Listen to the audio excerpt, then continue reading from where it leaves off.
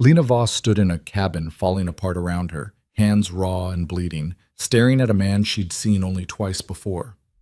Cole Mercer wasn't asking for love. He was offering a transaction. Survival for compliance, shelter for surrender.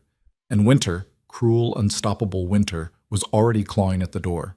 What happens when desperation becomes the only currency you have left? Stay with me until the end of this story.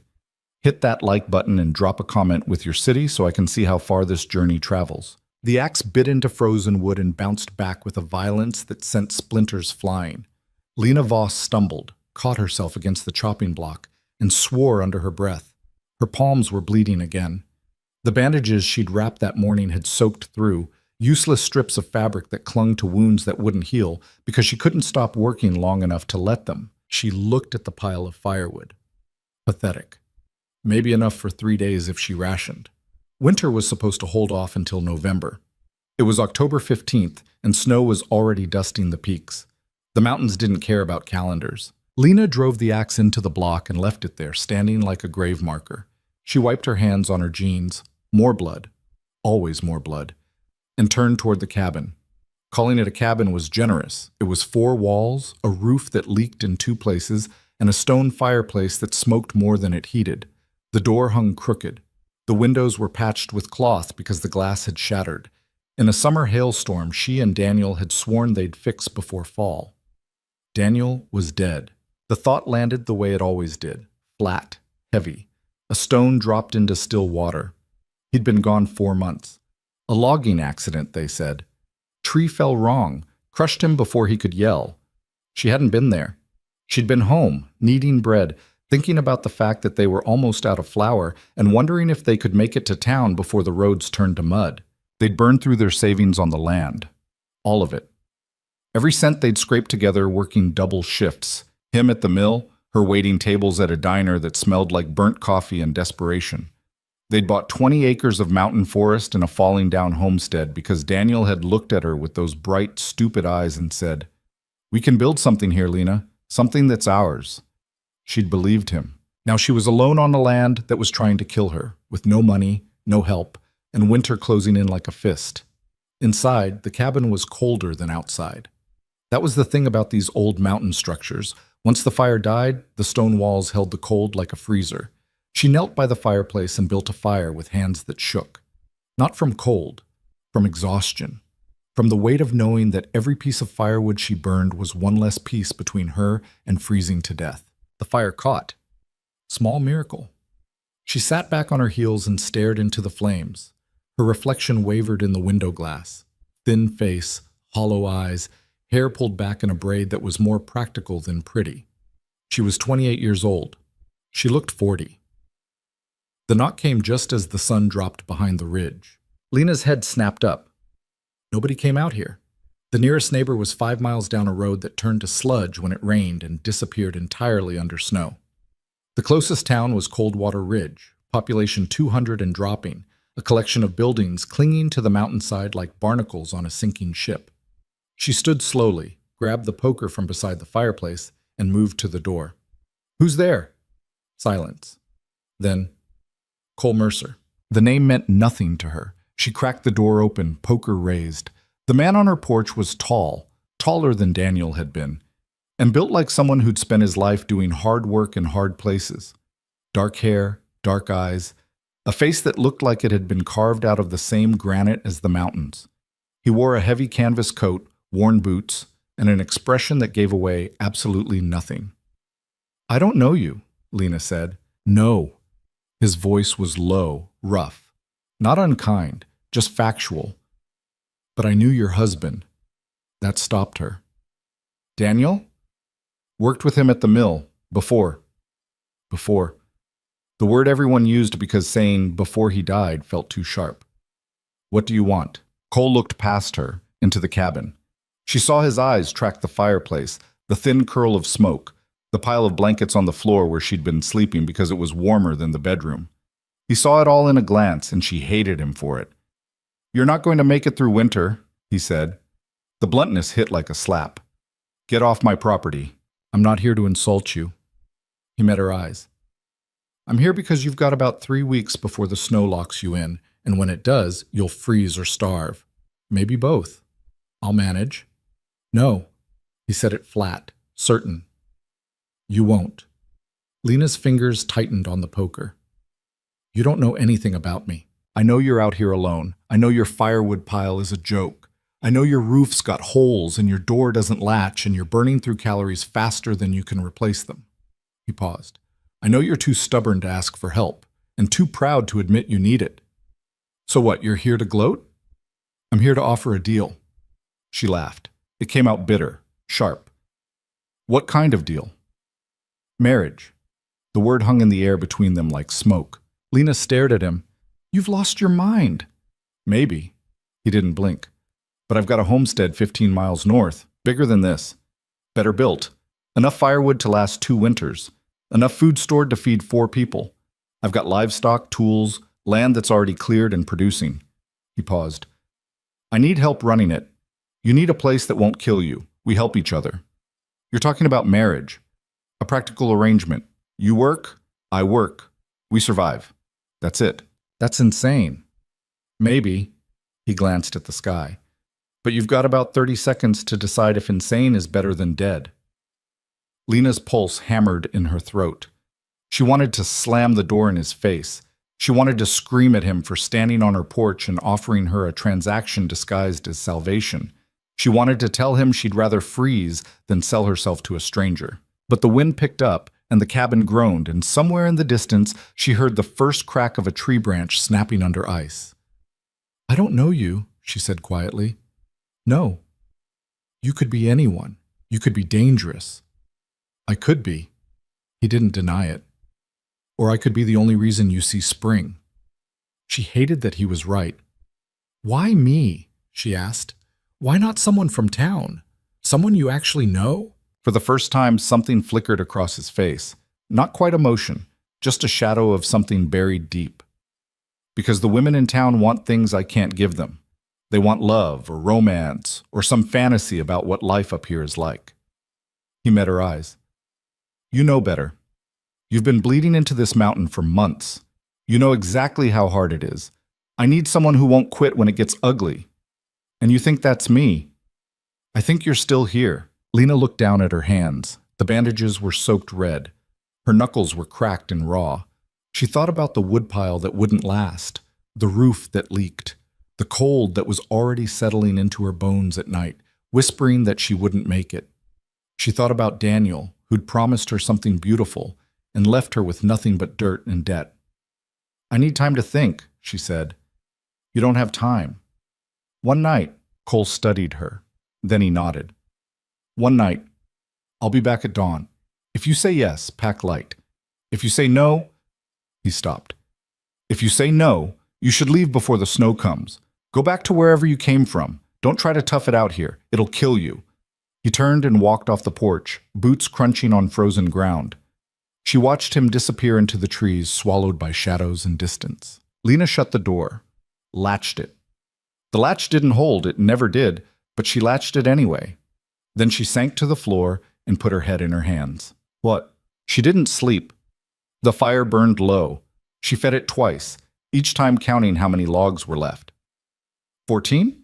Maybe 15 if she split one of the bigger pieces. Nowhere near enough. She tried to think practically. Cole Mercer's offer wasn't about love. It was a business arrangement. She'd work his homestead, help him survive, and in exchange she'd have food, shelter, heat, security. It made sense. It also made her sick, because accepting meant admitting defeat.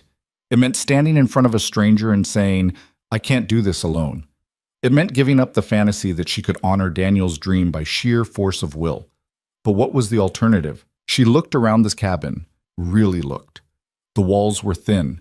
The chinking between the logs had crumbled in places, letting wind whistle through. The floor was uneven, warped from moisture and age. The bedroom, she hadn't even gone in there since Daniel died. It was too cold, too empty. She'd been sleeping by the fire like a dog. This wasn't a home.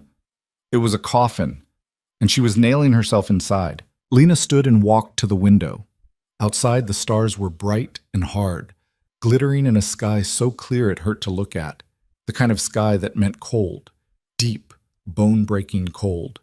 She pressed her forehead against the glass. "I'm sorry, Daniel," she whispered. But Daniel was gone, and the dead didn't keep you warm. Cole Mercer returned at dawn, exactly as promised. Lena was waiting on the porch, a canvas pack at her feet. It held everything she owned: 2 changes of clothes, a photo of her and Daniel on their wedding day, a pocket knife her father had given her before she left home, and a book, Walden, because Daniel had loved it and she'd never had the heart to throw it away. Cole looked at the pack, then at her. "You're sure?" "No." She met his eyes. "But I'm here." He nodded. "Good enough." They walked in silence. The forest was dense, thick with pine and fir, the ground soft with needles. Lena's breath misted in the air. Her boots crunched on frost. She kept her eyes on Cole's back, focusing on the rhythm of his steps, trying not to think about what she was doing. After an hour, the trees opened up. Cole's homestead sat in a clearing carved out of the mountainside. It was bigger than she'd expected. A solid log structure with a stone chimney, a barn, a chicken coop, a smokehouse. The land around it had been cleared and terraced, gardens laid out in neat rows, now brown and dormant but clearly well tended. There was order here, discipline. It looked like a place someone could survive. "This is it," Cole said. Lena stared. "You built this yourself?" "Most of it. Some was here when I bought the land. I fixed what was broken." She thought about her own cabin, falling apart at the seams, and felt a sharp twist of shame. Cole led her inside. The interior was sparse but functional. A main room with a fireplace, a kitchen area with a hand pump for water, a table, 2 chairs. A ladder led to a loft. Everything was clean, organized. There was a place for everything, and everything was in its place. "Bedroom's up there," Cole said, nodding to the loft. "You'll take it." "I'll sleep down here." Lena blinked. "What?" "You'll take the bedroom. I'll sleep down here. We're married. We're going to be." "Doesn't mean I'm stupid." He set his pack down. "I'm not asking you to share a bed with a man you don't know. You get your space, I get mine. We work. We survive. That's the deal." She didn't know what to say to that. "There's a wash basin upstairs," Cole continued. "Water's cold unless you heat it. Outhouse is behind the barn. Chickens need feeding every morning. Barn animals get hay twice a day. Firewood's stacked on the east side of the cabin. We'll need to cut more before the heavy snow. You know how to shoot?" "What?" "A gun. Do you know how to use one?" Yes. My father taught me." "Good. There's a rifle above the door, mostly for wolves or bear, but you should know it's there." He paused. "You ever kill anything?" I've hunted, rabbit, deer." "Good. We'll need to get a deer before winter locks in, maybe 2. Meat store's better than anything else up here." He looked at her. "You have any questions?" 1,000, 1,000,000. But the one that came out was, "Why are you doing this?" Cole's expression didn't change. "Told you, I need help. There are easier ways to get help." "Maybe," he shrugged. "But I don't like easy." He moved toward the fireplace, started building a fire with practiced efficiency. Lena stood in the middle of the room, holding her pack, feeling untethered, like she'd stepped off solid ground and was falling, waiting to see if she'd land or just keep dropping. "We'll go to town tomorrow," Cole said, not looking at her. "Get the marriage paperwork done. Preacher doesn't ask questions. We'll be back by nightfall." "That fast?" "No point dragging it out." Lena set her pack down, slowly. "And after that?" "After that, we work." "That's it?" He glanced at her. "What else is there?" She didn't have an answer. Bob. That night, Lena lay in the loft, staring at the ceiling. The bed was real, solid. A mattress stuffed with straw, blankets that were thick and clean, a pillow that didn't smell like mildew. It was the most comfortable she'd been in months, and she couldn't sleep. Below, she could hear Cole moving around, the creak of floorboards, the scrape of a chair, the low hiss of the fire. Normal sounds, domestic sounds. It felt wrong. She thought about Daniel, about the life they were supposed to build, about the promises they'd made standing in front of a courthouse clerk in a town neither of them could afford to leave. She thought about the fact that she was about to marry a man whose last name she barely knew, whose face she'd seen 3 times, whose voice was still unfamiliar. And she thought about the fact that she didn't have a choice.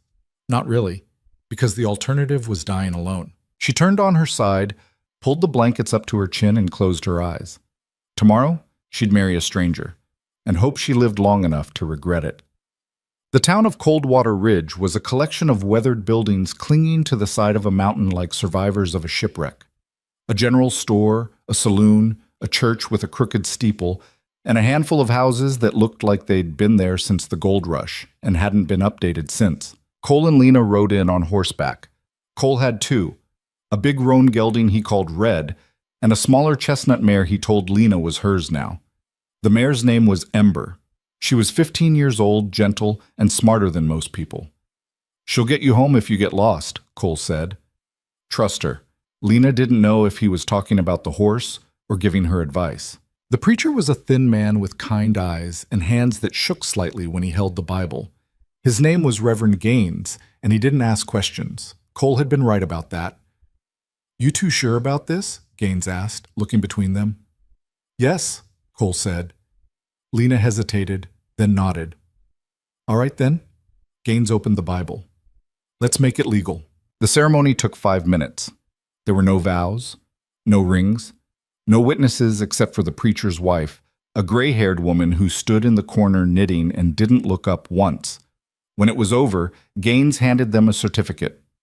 "You're married," he said, "in the eyes of the law and the Lord." Cole folded the certificate and tucked it into his coat. Lena stood there, numb. "You all right, miss?" Gaines asked. "Mrs. Mercer," Cole corrected quietly. The name hit her like cold water. She wasn't Lena Voss anymore. She was Lena Mercer, wife of a stranger, survivor by default. "I'm fine," she said. She wasn't. They stopped at the general store on the way out of town. Cole bought flour, salt, coffee, sugar, a bolt of fabric Lena didn't ask about, and a box of ammunition. He paid in cash. Not much, but enough to make the storekeeper smile. "You two newlyweds?" the storekeeper asked, grinning. "Yes," Cole said. "Well, congratulations." The man winked at Lena. "You got yourself a good one there. Cole's solid. He'll take care of you." Lena forced a smile. "I'm sure." Outside, Cole loaded the supplies onto Red's saddle. Lena stood by Ember, stroking the mare's neck, trying to calm the storm in her chest. "You okay?" Cole asked. She looked at him. Really looked. He wasn't handsome in the way Daniel had been. Daniel had been all charm and easy smiles. Cole was hard edges and silence. But there was something steady about him, something that didn't bend. "I don't know," she said honestly. He nodded. "Fair enough." They rode back in silence. The first week was hell. Not because Cole was cruel, he wasn't. He was exactly what he'd promised, practical, disciplined, fair. He showed her how to feed the chickens, how to milk the cow, how to stack firewood so it dried properly. He taught her how to skin a rabbit, how to smoke meat, how to read the sky for weather changes. He worked from dawn until dark, and he expected her to do the same. Lena's body screamed. She thought she was strong. 4 months of surviving alone had stripped her down to muscle and bone, but this was different. This was relentless. Every day, a new skill. Every task, a test. And Cole never let up. "Faster," he'd say when she was splitting wood. Again, when she missed a shot with the rifle. "Better," when she tried to brush off a task half done. She wanted to scream at him, to tell him she was trying, that she was doing her best, that he was pushing too hard.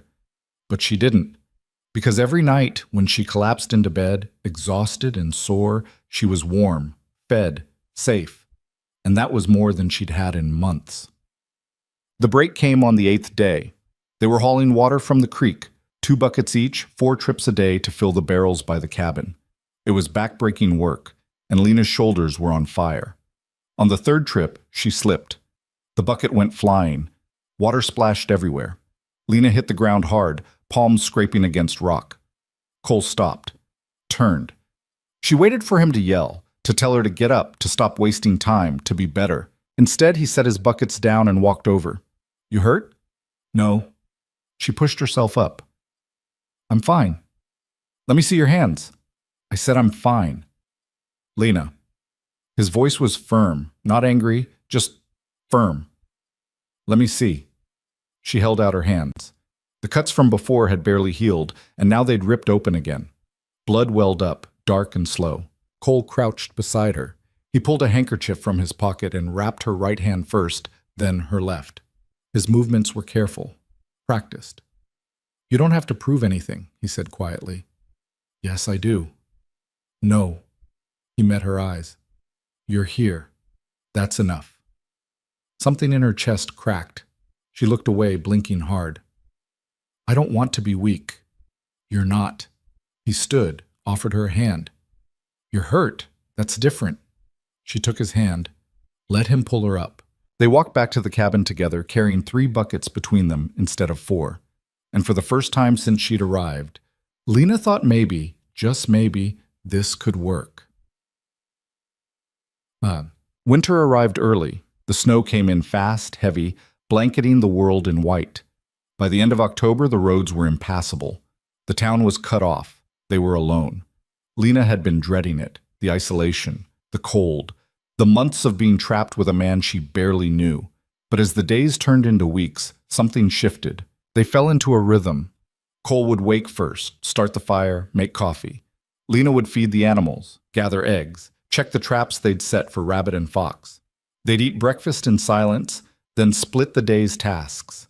In the evenings, they'd sit by the fire, Cole carving wood or repairing tools, Lena sewing or reading by candlelight. They didn't talk much, but the silence wasn't uncomfortable. It was just there. One night, Cole broke it. You miss him? Lena looked up from her book. What? Your husband, Daniel. Do you miss him? The question caught her off guard. Yes. Sometimes. Cole nodded, didn't push. Do you? Lena hesitated. Have you ever been married before? No. Why not? He was quiet for a long moment, then, never found someone who could handle this life. And you think I can? He glanced at her. You're still here. She thought about that, about the fact that she was still here, still breathing, still fighting. Yeah, she said softly. I am. The letter arrived in early November. A rider from town, one of the few brave enough to risk the snow, brought it up on horseback. He handed it to Cole, tipped his hat, and left without a word. Cole opened it at the table. Lena watched his face change. Not much, just a tightening around the eyes. What is it? She asked. He slid the letter across the table. Lena read it once, then again. It was from a lawyer, a man named Whitmore. The letter was formal, cold, and very clear. Daniel Voss had borrowed $5,000 from a private lender named Garrett Hale. The debt had gone unpaid. The land, Lena's land, had been used as collateral. Payment was due in 30 days or the land would be seized. Lena's hands shook. I didn't know about this. He didn't tell you? No. Her voice cracked. He said we were clear. He said we'd paid for the land outright. Cole leaned back in his chair. He lied. The word was brutal. True. I don't have $5,000, Lena said. I don't have anything. I know. Can we borrow it? Can we fight this? Cole shook his head. Not in 30 days. And even if we could, men like Hale don't lend money to help people. They lend it to take land. He's been waiting for this. Lena felt the world tilt. So we lose it. Looks like. She stared at the letter, at the words that were sealing her fate, and then something inside her snapped. No. Cole looked at her. No, she said again, harder. I'm not losing that land. I bled for it. I almost died for it. Daniel died for it. She stood. I'm not handing it over to some vulture because he found a loophole. Lena, we fight. There's nothing to fight with. Then we find something. She met his eyes. I'm not rolling over. Not for this. Not for him. Cole studied her. And for the first time since she'd met him, she saw something like approval in his face. All right, he said. Then we fight. The fire crackled between them, throwing shadows across Cole's face. Lena sat with the letter in her hands, reading it for the third time, as if the words might change. They didn't. $5,000, she said. The number felt obscene. Where would Daniel even get a loan like that? Men like Hale don't advertise in newspapers, Cole said. He was sharpening his hunting knife, the whetstone making a rhythmic scrape against steel. They find people who are desperate, offer them cash with terms that sound reasonable until you read the fine print. And the fine print says he gets the land. Always does. Lena folded the letter and set it on the table. Her hands were steadier than she expected. So what do we do? Cole paused mid-stroke. We? You married me. That makes it your problem, too. Technically, the debt's in Daniel's name, tied to land that's in your name. Don't! Her voice cut through the air. Don't tell me you're just some bystander. You knew what you were getting when you showed up at my door. He looked at her for a long moment. Then he went back to sharpening the knife. Fair enough. So what do we do? She asked again. We go to town, talk to Whitmore, see if there's any wiggle room. And if there isn't? Cole tested the blade against his thumb. Then we figure out how much Hale really wants that land. The next morning they rode out before dawn. The snow had stopped overnight, leaving the world crisp and silent. Ember's breath misted in the cold air as Lena urged her forward, following Cole's path through the trees. The ride to Coldwater Ridge took 3 hours in good weather. In snow, it took 5. They didn't talk. Lena was grateful for that. Her mind was too loud already, spinning through scenarios, trying to find an angle that didn't end with her losing everything. Again. When they finally reached town, the streets were nearly empty. A few people moved between buildings, bundled against the cold, but most had the sense to stay inside.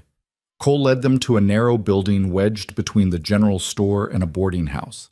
A sign above the door read, Whitmore and Associates, Legal Services. Inside, the office smelled like old paper and tobacco. A clerk sat behind a desk, scratching notes into a ledger. He looked up when they entered, his expression shifting from bored to wary. Help you? We're here to see Whitmore, Cole said. You got an appointment? No. The clerk glanced at Lena, then back to Cole. He's busy. Tell him it's about the Voss property. The clerk's eyebrows rose. He stood without a word and disappeared through a door behind his desk. A moment later, he returned and jerked his head toward the back. He'll see you. Whitmore's office was bigger than Lena expected. Shelves lined with law books, a heavy oak desk, leather chairs that looked expensive. The man himself sat behind the desk, middle-aged, balding, with the soft hands of someone who'd never done a day's labor. Mrs. Voss, he said, not standing. Or is it Mrs. Mercer now? I heard you remarried. Word travels fast, Lena said.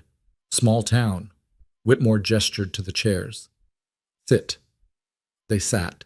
Cole kept his hat on. A deliberate move, Lena realized, a sign of disrespect. Whitmore either didn't notice or didn't care. He opened a folder on his desk and flipped through a few pages. I assume you're here about the debt. We are, Lena said. I didn't know about it. My husband never told me he'd borrowed money. Ignorance of a debt doesn't erase it. I'm not trying to erase it. I'm trying to understand it. Whitmore leaned back in his chair. Your late husband, Daniel Voss, borrowed $5,000 from Mr. Garrett Hale 18 months ago. The terms were clear. Repayment within 2 years, with interest. The land was offered as collateral. He tapped the folder. It's all here, signed and witnessed. Can I see it? He slid the folder across the desk. Lena opened it, her heart sinking as she recognized Daniel's signature at the bottom of the contract. His handwriting, his initials. No question it was real. The payment's due in 30 days, Whitmore continued. If it's not made in full, the land reverts to Mr. Hale. What if we pay part of it? Lena asked. Make an arrangement? The contract doesn't allow for partial payment. That's insane. That's the law. Cole leaned forward. Who witnessed the signature? Whitmore glanced at the document. A man named Turner. He works for Mr. Hale. Convenient. Whitmore's smile was thin. Everything was done legally, Mr. Mercer. If you're implying otherwise, I'd be careful. Mr. Hale is a respected businessman. Respected, Cole repeated. That's one word for it. The lawyer's expression hardened. If you're here to make accusations, you can leave. We're here to find a solution, Lena said quickly. She shot Cole a look. Is there any way to extend the deadline? Give us more time. Not unless Mr. Hale agrees, and I can tell you right now, he won't. How do you know? Because I know Mr. Hale. Whitmore closed the folder. He's been waiting for this land to come available for years. Your husband gave him the opening he needed. The words landed like stones. Lena felt her chest tighten. So that's it? He just gets to take it? Unless you have $5,000, yes. Lena stood abruptly. This is theft. This is business. It's predatory. Whitmore stood as well, his patience clearly wearing thin. Mrs. Mercer, I understand you're upset, but the law is the law. Your husband signed a contract. He failed to meet the terms. There are consequences. He's dead. And I'm sorry for that. But it doesn't change the facts. Cole rose slowly, his hand resting on Lena's shoulder. Come on. No. She shook him off. I want to talk to Hale. Whitmore blinked. Excuse me? Garrett Hale. I want to meet him, face to face. I don't care what you think. Lena's voice was steel.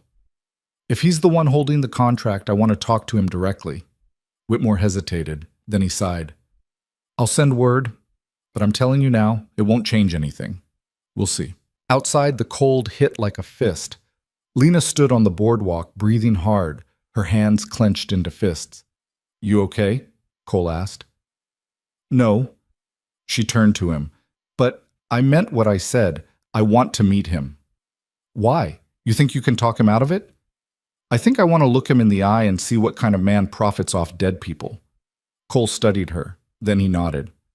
All right. But when we meet him, let me do the talking. Why? Because you're angry, and anger makes people stupid. She wanted to argue, but he was right. They stayed in town that night, renting a room above the saloon. It was small, barely big enough for the narrow bed and a washstand, but it was warm. Cole offered to sleep on the floor. Lena told him not to bother. We're married, she said. People will talk if they think we're not acting like it. You care what people think? No. But I care about looking weak. She sat on the edge of the bed. Hale's watching. Whitmore's watching. Everyone in this town is watching to see if we fold. Cole pulled off his boots. So we don't fold. Easier said than done. Most things are. He stretched out on the floor anyway, using his coat as a blanket. Lena lay in the bed, staring at the ceiling, listening to the muffled sounds of the saloon below. Laughter, breaking glass, a piano playing off-key. Cole? Yeah. Why did you really come to my cabin that night? Silence. Then, told you I needed help. That's not the whole truth. More silence. I knew Daniel, Cole said finally. Not well, but enough to know he talked big and delivered small. When I heard he'd died and left you out there alone, I figured you'd either leave or die trying to stay. Seemed like a waste. A waste. Of stubbornness. His voice was dry.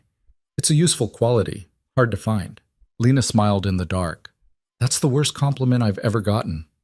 Probably. She closed her eyes. Thank you. For what? For not letting me die. Cole didn't answer, but she heard him shift on the floor, and somehow that was enough. The meeting with Garrett Hale happened 3 days later. Whitmore sent word that Hale would see them at his estate, a sprawling house on the edge of town that looked more like something out of a city than a mountain settlement. It had columns, actual columns. Lena hated it on sight. A servant answered the door and led them through a foyer decorated with paintings and furniture that probably cost more than Lena had earned in her entire life. They were shown into a study where Garrett Hale sat behind a desk that could have doubled as a dining table. He was older than Lena expected, mid-50s, with silver hair and a face that might have been handsome once but had gone soft with age and comfort. He wore a suit, in the mountains. Lena wanted to laugh. Mrs. Mercer, Hale said, standing. His voice was smooth, practiced. And Mr. Mercer, please sit. They sat. Hale settled back into his chair, folding his hands on the desk. I understand you wanted to speak with me about the Voss property. I did, Lena said. I want to know why you're doing this. Hale raised an eyebrow. Doing what? Taking land from a widow. I'm not taking anything. I'm collecting on a debt my husband signed without telling me. That's unfortunate, but not my concern. Lena leaned forward. He's dead. The debt should have died with him. That's not how contracts work, Mrs. Mercer. The land was collateral. Your husband failed to repay the loan. The land is forfeit. You planned this. Hale's smile was cold. I'm a businessman. I make investments. Sometimes they pay off. You're a vulture. Careful. His tone didn't change, but something sharp glinted in his eyes. Slander is a serious accusation. Cole spoke for the first time. How much? Hale looked at him. Excuse me? How much to make this go away? 5,000? 10? What's your price? The price is the land. Everything has a price. Hale laughed. It was a rich, condescending sound. You think you can buy me off? With what? You're a mountain farmer. You've got nothing I want. Then why do you want the land so badly? Lena asked. Because it's valuable. How? It's 20 acres of forest. There's nothing on it but trees and rocks. Hale's expression shifted, just slightly, but Lena caught it. You know something, she said, about the land. Something Daniel didn't. I know a lot of things. What's on that land? Hale stood. This meeting is over. What's on the land? Lena pressed. I said we're done. He moved toward the door. You have 30 days. If you can't pay, don't bother coming back. Cole grabbed Lena's arm before she could say something she'd regret. They left the house in silence, walking back through the snow toward the horses.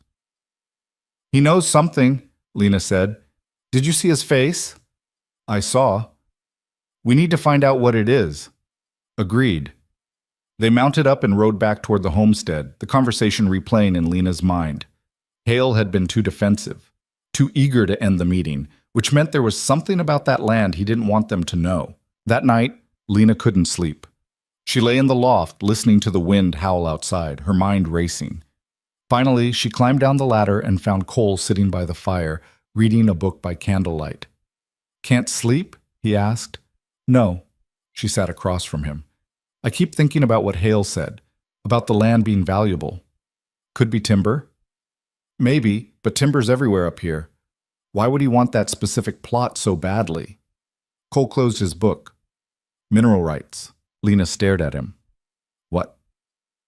Mineral rights. If there's something under the land, gold, silver, copper, whoever owns the surface owns what's beneath it. You think there's a mine? I think it's possible.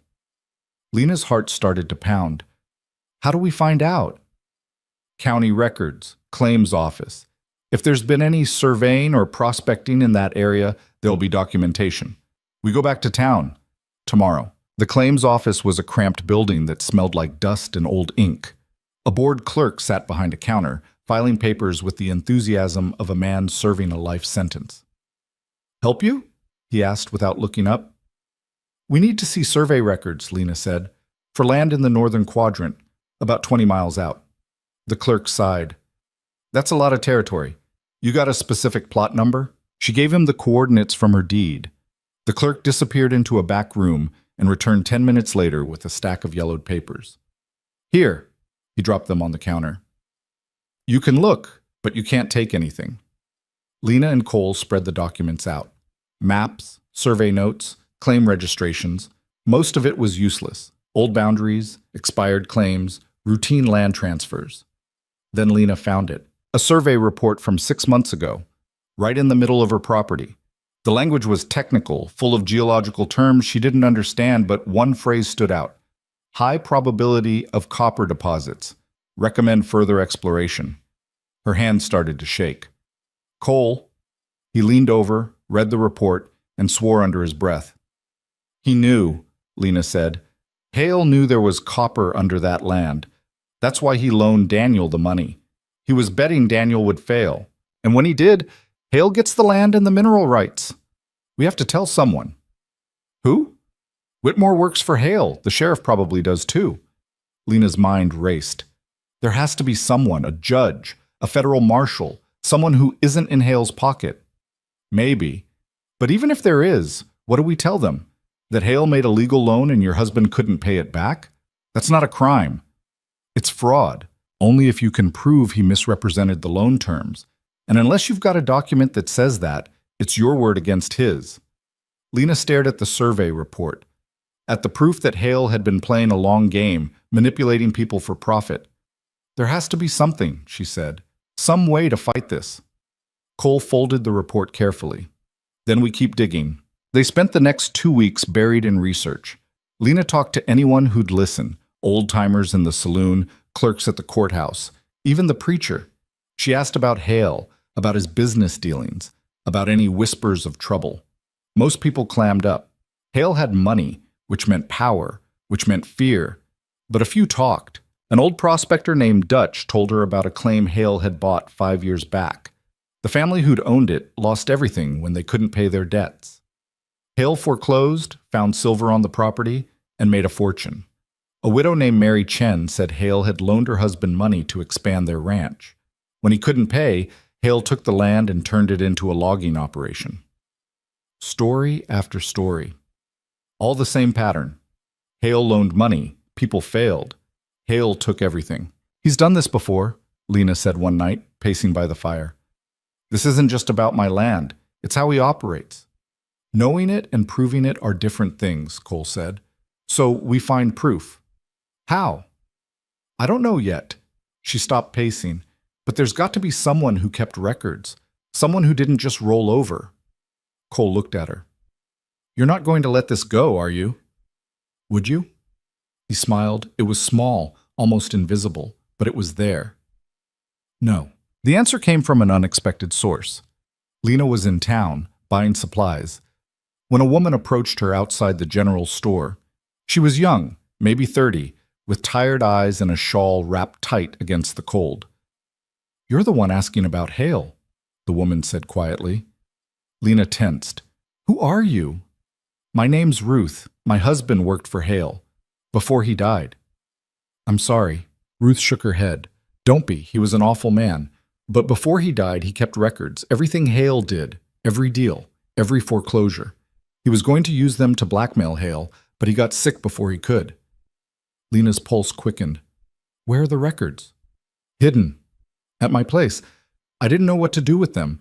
But if you're trying to stop Hale... Ruth looked around nervously. I'll give them to you. Why? Because he took everything from me too. And I want to see him pay. That night, Lena and Cole rode to Ruth's cabin, a small, sagging structure on the outskirts of town. Ruth led them inside and pulled a wooden box from beneath her bed. It's all here, she said. Contracts, letters, records of properties he's taken, people he's ruined. Lena opened the box. Inside were dozens of documents, all meticulously organized, evidence of fraud, misrepresentation, coercion. This is it, she whispered. This is how we fight him. Cole flipped through the papers, his expression grim. If we use this, Hale will come after you. Let him try. Ruth looked between them. What are you going to do? Lena met her eyes. We're going to burn him down. The box sat on Cole's kitchen table like a lit fuse. Lena had been reading through the documents for hours, her coffee gone cold. The candles burned halfway down. Each page was worse than the last. Names she recognized. Families she'd seen in town, their faces hollow with loss. All of them connected to Garrett Hale. 15 properties, she said, her voice tight. In the last 7 years alone. He's done this to 15 families. Cole was at the window watching the darkness outside. More if you count the ones that aren't documented. How does he get away with it? Money, fear. People around here don't have the resources to fight back. By the time they realize what's happening, it's too late. Lena picked up a contract, squinting at the fine print. The language was deliberately convoluted, designed to confuse. This one's from 3 years ago. A ranch family named Patterson. The loan was for $2,000 at 15% interest, but buried in here, she pointed to a clause near the bottom. It says, if they miss a single payment, the interest jumps to 40% and the entire balance becomes due immediately. Legal? Barely. It's predatory as hell, but technically within the law. She threw the paper down. He structures everything so it looks legitimate on the surface. By the time people realize they've been conned, they're already drowning. Cole turned from the window. So what's the play? We take this to a judge. Which judge? The circuit judge comes through once every 2 months. and he stays at Hale's estate when he's in town. Then we go over his head, federal court. That's a 3-day ride to Helena, in winter. Then we ride for 3 days. Cole crossed his arms. And what happens when Hale finds out? You think he's just going to let you walk into court with evidence that destroys him? I don't care what he does. You should. His voice was sharp. Men like Hale don't play fair. You come at him with this, he'll come back twice as hard. Lena stood, her chair scraping against the floor. What do you want me to do, Cole? Sit here and let him take everything? Again? Her voice cracked. I've lost enough. I'm not losing this too. They stared at each other across the table. The fire popped in the silence. Finally, Cole sighed. We need a lawyer. Someone who knows how to fight this kind of case. Do you know anyone? No, but I know someone who might. The next morning, they rode out to see a man named Samuel Cross. He lived in a cabin even more remote than Cole's, tucked into a valley so narrow you could miss it if you weren't looking. Cross was in his 60s, white-haired and stooped, but his eyes were sharp as he opened the door. Cole Mercer, he said, surprised. Didn't think I'd see you again. Didn't think I'd need to come back. Cross looked at Lena. Who's this? My wife. Lena. Wife. Cross's eyebrows rose. Well, come in then. Inside the cabin was cluttered with books and papers. Cross had been a lawyer once, Cole explained as they sat. Practiced in Helena for 20 years before he got tired of the corruption and moved to the mountains to live alone. Smart man, Lena muttered. Cross poured them coffee, real coffee, better than anything Lena had tasted in months, and settled into a chair. So what brings you out here? Cole laid out the situation. The debt. The land. The evidence they'd found in Ruth's box. Cross listened without interrupting, his expression growing darker with each detail. When Cole finished, Cross sat back and rubbed his face. Garrett Hale. You know him? Know of him. He's been operating in this territory for years. I've heard the stories. He looked at Lena. You're not the first person to try to take him down. You won't be the last. What happened to the others? They lost. Hale's got money, connections, and a lawyer who's meaner than a snake. Whitmore's good at what he does, and what he does is bury people. So you're saying we can't win? I'm saying it's going to be hard, but Cross leaned forward. If you've got documentation, real evidence of fraud, you've got a shot. Problem is you need to get it in front of someone who isn't in Hale's pocket. The federal court in Helena. That'd be your best bet. Judge Morrison presides there. He's honest, which is rare, but getting a case on his docket takes time.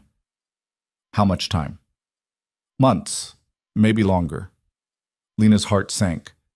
We don't have months. The deadline's in 2 weeks. Cross was quiet for a moment. Then he said, There's another option. You file an injunction. Stop the foreclosure until the case can be heard. Can we do that? If you can prove there's legitimate grounds for a legal challenge. With this evidence, he gestured to the documents Cole had brought, you might have a case, but you'll need to move fast, and you'll need representation. Will you do it? Lena asked. Cross shook his head. I'm not licensed anymore. Gave it up when I left Helena. Then who? There's a lawyer in Coldwater Ridge. Young guy. Just started practicing. Name's Benjamin Alcott. He's green, but he's got fire. And more importantly, he's not afraid of Hale. Will he take the case? Only one way to find out. They found Benjamin Alcott in a cramped office above the general store. He was younger than Lena expected, maybe 30, with sandy hair and a nervous energy that made him seem like he was constantly on the verge of pacing. When they explained the situation, his eyes lit up. Garrett Hale, he said, almost gleeful. I've been waiting for someone to go after that bastard. So you'll help us? Lena asked. Help you? I'll fight this case for free if it means putting Hale in his place. He started pulling books off his shelf, flipping through pages. An injunction's tricky. We'll need to prove not just that there's fraud, but that the foreclosure would cause irreparable harm. And we need to file before the deadline. That's 9 days from now. Then we work fast. Alcott grinned. I hope you don't need sleep. For the next week, Lena barely saw daylight. She and Alcott worked from dawn until midnight, combing through every document Ruth had provided, cross-referencing contracts, building a case. Cole kept the homestead running, riding back and forth to bring supplies and check on Lena. "You need to rest," he said one night, finding her asleep at Alcott's desk, her head on a stack of papers. "Can't." She sat up, rubbing her eyes. "We're close. We've got enough to prove a pattern. 3 other families who were defrauded the same way. If we can get them to testify, will they? I don't know. They're scared. Hale's already taken everything from them. Why would they risk more?" "Because you're giving them a chance to fight back." Lena looked at him. "You think they'll do it?" "I think people are tired of being afraid." He was right. Lena wrote out to each family personally. The Pattersons, who'd lost their ranch. Mary Chen, the widow whose husband's land had been turned into a logging camp. A man named Elias Grant, who'd been forced off his property after missing a single payment. She told them the truth, that this was dangerous, that Hale would retaliate, that they might lose even more. And then she told them they had a chance, a real chance to expose what Hale had done, to stop him from doing it to anyone else. One by one, they agreed. The injunction hearing was set for the day before the foreclosure deadline. The courtroom was packed. Word had spread through Coldwater Ridge like wildfire. People who'd been burned by Hale. People who knew someone who had. People who just wanted to see if someone would finally stand up to the man who'd been bleeding the town dry. Hale sat at the front with Whitmore, looking calm and composed, like this was a minor inconvenience. Lena sat beside Alcott, her hands clenched in her lap. Cole was in the back row, his presence steady and solid. The judge, a gray-haired man named Thornton who looked like he'd rather be anywhere else, banged his gavel. "Let's get this over with. Mr. Alcott, you filed the injunction. Make your case." Alcott stood. He was nervous. Lena could see it in the way his hands shook slightly as he shuffled his notes, but his voice was strong. "Your Honor, we're here today because Mr. Garrett Hale has engaged in a systematic pattern of fraud designed to strip hardworking families of their land. My client, Mrs. Lena Mercer, is just the latest victim." Whitmore stood immediately. "Objection. Counsel is making inflammatory accusations without evidence." "I have evidence?" Alcott shot back. He gestured to the table where he'd laid out Ruth's documents. Contracts, letters, testimony from multiple witnesses. All of it proves that Mr. Hale deliberately structures his loans to ensure default, then seizes properties for a fraction of their value. "This is absurd," Whitmore said, his voice dripping condescension. "Mr. Hale is a legitimate businessman. Mrs. Mercer's husband borrowed money he couldn't repay. That's not fraud, that's poor judgment. Poor judgment that Mr. Hale counted on." Alcott picked up one of the contracts. "Look at this clause, Your Honor. Interest that jumps from 15 to 40% if a single payment is late. That's not standard. That's designed to trap people." Thornton took the document, frowning as he read. "Mr. Whitmore? It's within legal limits." "Legal and ethical aren't the same thing," Alcott said. The judge looked at him. "Careful, counselor. Your Honor, I'm not here to debate ethics. I'm here to prove that my client was defrauded. And I have witnesses who will testify that Mr. Hale has done this before." "Then call them." The first witness was Elias Grant. He was a big man, weathered and scarred from years of hard labor, but he looked small sitting in the witness chair. Alcott walked him through his story. The loan, the missed payment, the sudden foreclosure. "And did Mr. Hale explain the terms of the contract clearly?" Alcott asked. "No, he made it sound simple. Borrow $2,000, pay it back over 3 years. I didn't know about the clause that made the whole thing due if I missed one payment." "And did you miss a payment?"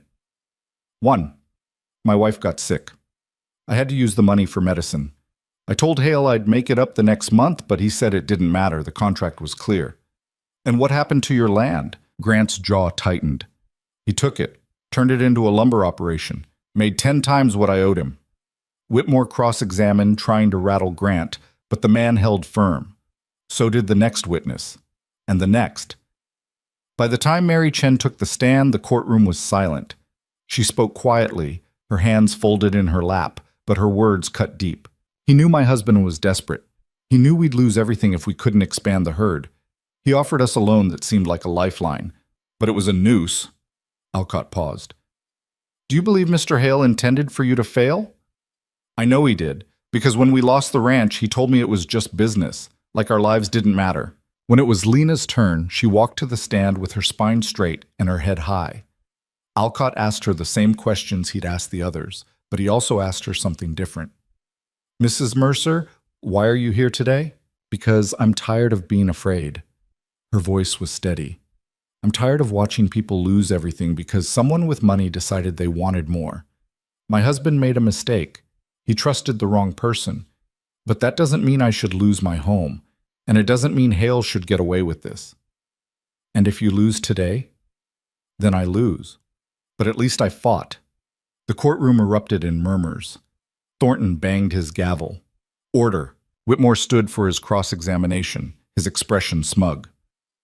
"Mrs. Mercer, you're aware that your husband signed a legal contract?" "Yes."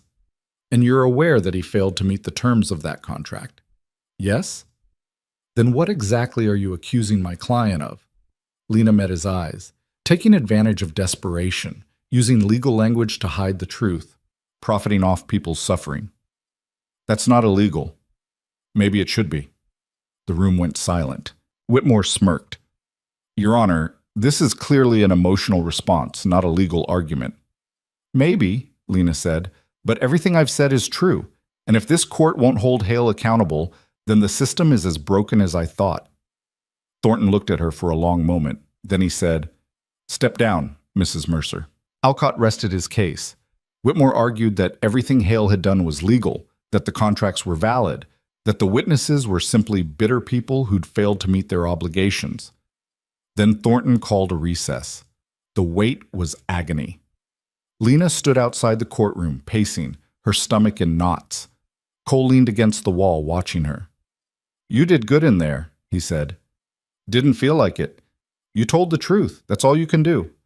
"What if it's not enough? Then we figure out what's next." She stopped pacing. "I don't know if I can do this again, Cole. If we lose—" "We haven't lost yet." The bailiff opened the door. "Judge is ready." They filed back in. Thornton sat at the bench, his expression unreadable. The room was so quiet Lena could hear her own heartbeat. "I've reviewed the evidence," Thornton said, "and I've listened to the testimony. This is not a simple case. On one hand, the contracts are legal. Mr. Hale has the right to collect on debts. On the other hand," he paused, "there's a pattern here that troubles me. A pattern of using legal structures to exploit vulnerable people." Lena's breath caught. "Therefore," Thornton continued, "I'm granting the injunction. The foreclosure has stayed pending a full investigation into Mr. Hale's business practices. This case will be referred to the federal court in Helena for further review." The courtroom exploded. People shouted, some in anger, some in triumph. Hale's face went red. Whitmore was on his feet, objecting, demanding an appeal. Lena just stood there, numb with disbelief. "We won?" she whispered. Alcott grinned. "We won." Outside, people swarmed them. Elias Grant shook her hand so hard it hurt. Mary Chen hugged her, tears streaming down her face. Ruth stood at the edge of the crowd, smiling. Cole found her in the chaos. "You did it." "We did it." "No." He shook his head. "This was you." She wanted to argue, but the weight of what had just happened hit her all at once. Her knees buckled. Cole caught her, held her steady. "I can't believe it," she said. "Believe it." But even as the crowd celebrated, Lena saw Hale across the street, standing beside his carriage. He was staring at her, his expression cold and calculating. And she knew this wasn't over. The retaliation started 2 days later. Lena was in town picking up supplies when she noticed people staring. Whispers followed her through the general store. When she approached the counter, the clerk, a man who'd always been friendly, barely looked at her. "That'll be $8, he said. "For flour and coffee?" Prices went up. "Since when?" "Since now."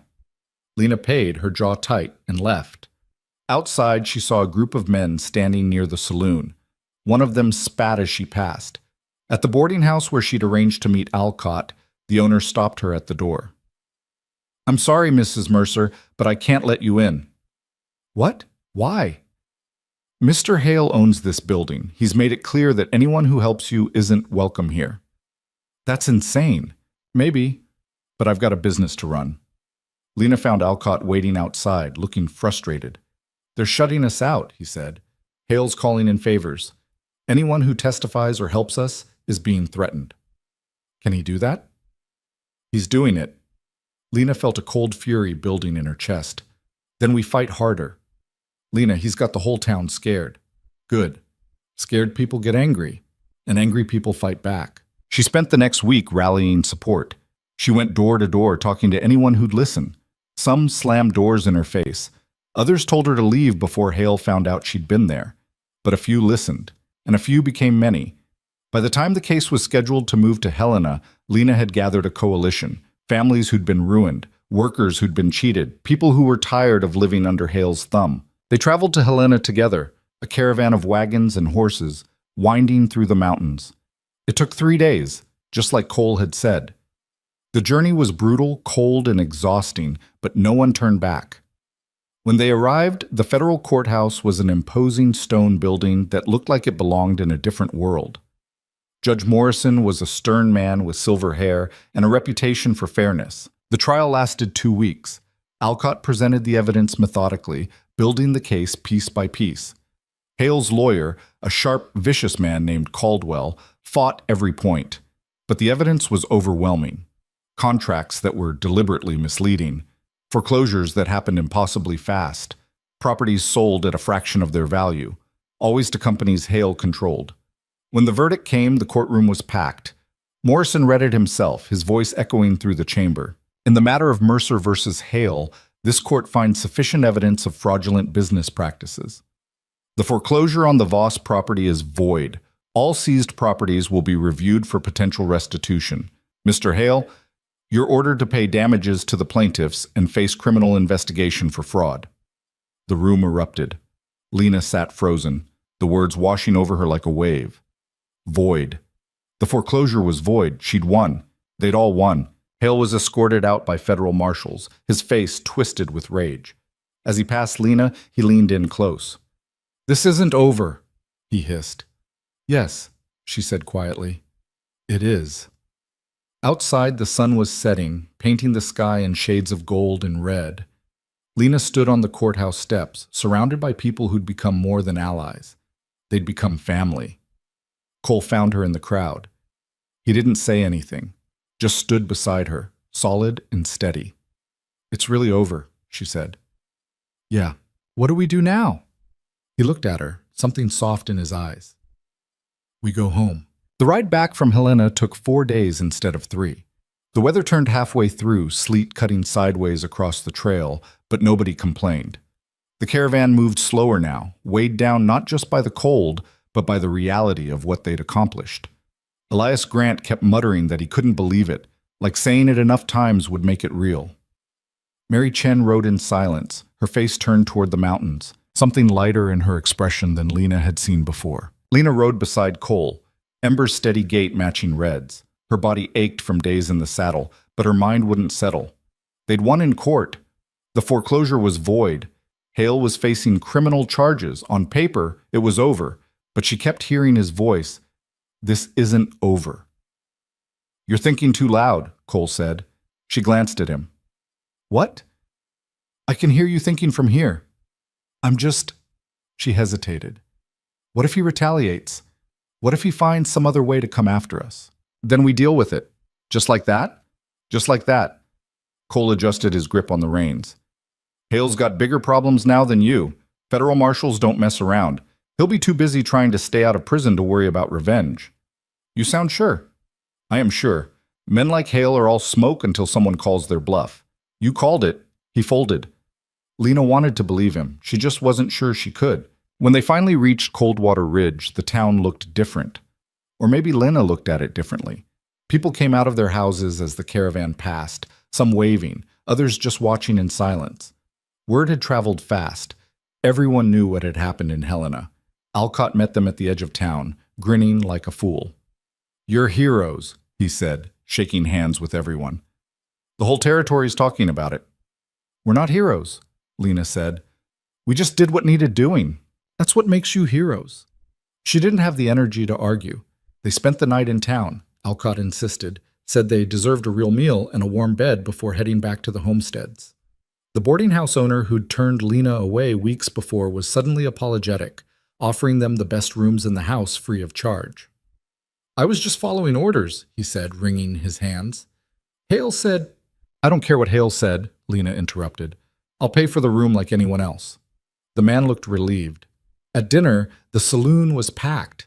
People kept coming up to their table, thanking them, buying them drinks Lena didn't want. She smiled and nodded and said the right things, but it all felt surreal, like she was watching herself from a distance. Cole noticed. He always noticed. Let's get out of here, he said quietly. They slipped out the back while Alcott was telling the story of the trial for the third time. Outside, the air was cold and clean, the stars sharp overhead. Lena leaned against the wall and closed her eyes. You okay? Cole asked. I don't know. She opened her eyes. I thought I'd feel different, like winning would change something. It did change something. Then why do I still feel like I'm waiting for the other shoe to drop? Cole was quiet for a moment. Then he said, Because you've been fighting for so long, you forgot what it's like not to. The words hit harder than she expected. Come on, Cole said. Let's go home. Home. The words still felt strange, but when they rode out the next morning, just the two of them, Lena realized she was looking forward to it, to the quiet, to the routine, to the life they'd built in the spaces between battles. The homestead appeared through the trees like something out of a dream. Snow had blanketed everything while they'd been gone, turning the world clean and white. Smoke curled from the chimney. Cole had banked the fire before they left, and it was still going, faint but alive. Inside, the cabin was cold but not frozen. Cole rebuilt the fire while Lena checked on the animals. The chickens were fine, huddled together for warmth. The cow lowed softly when Lena entered the barn, her breath misting in the air. I know, Lena said, stroking her nose. We're back now. That night, they sat by the fire and didn't talk about Hale or the trial or what came next. They just sat, the silence comfortable in a way it hadn't been before.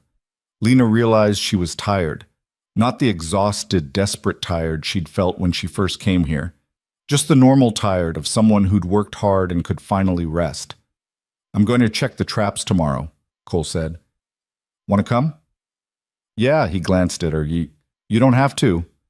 I know, but I want to. Something shifted in his expression, not quite a smile, but close. The next few weeks fell into a rhythm. They worked the land, repaired things that had been neglected during the trial, stockpiled firewood for the rest of winter. Lena found herself laughing more. At stupid things, Cole's dry commentary when the chickens escaped their coop, the way he cursed when his coffee went cold. The absurdity of trying to teach her how to whittle and ending up with a pile of wood shavings and nothing else. It felt normal, and normal felt like a gift. But the peace didn't last. The letter came on a gray morning in late January. A writer brought it up from town, his face grim. He handed it to Cole without a word and left. Lena watched from the doorway as Cole opened it. She saw his jaw tighten. What is it? He handed her the letter. It was from the federal court. A notice that Hale's assets were being liquidated to pay restitution to the families he'd defrauded. The properties he'd seized were being returned to their original owners or sold at fair value. The proceeds would be distributed according to the court's ruling. Lena scanned the list of properties. And then she stopped. Her land, the original 20 acres she and Daniel had bought. It was on the list. They're giving it back, she said, her voice barely above a whisper. Looks like. She read the rest of the letter. The land would be transferred back to her name within 60 days. Clear title. No debt. It was hers again. She should have felt relief, joy, something. Instead, she felt hollow. I don't want it, she said. Cole looked at her. What? The land. I don't want it. Lena, I almost died there, Cole. I bled into that ground for months and it gave me nothing back. I don't want it. So sell it. To who? Who's going to buy 20 acres of forest with a falling down cabin in the middle of nowhere? Someone will. She shook her head. It's cursed. That land is cursed. Land isn't cursed. It's just land. Then why does it feel like a weight around my neck? Cole didn't answer. He just watched her, his expression unreadable. What do you want to do? He asked finally. Lena looked at the letter again, at the proof that she'd won, that everything she'd fought for was being handed back to her. And she realized she didn't care. I want to let it go, she said. I want to be done with it. Then do that. It's not that simple. Yeah, it is. She met his eyes. Daniel died for that land. Daniel died in a logging accident. The land didn't kill him, and holding on to it out of guilt isn't going to bring him back. The words were harsh. True. Lena felt tears prick her eyes. I don't know how to let it go, she said quietly. Cole crossed the room and took the letter from her hands.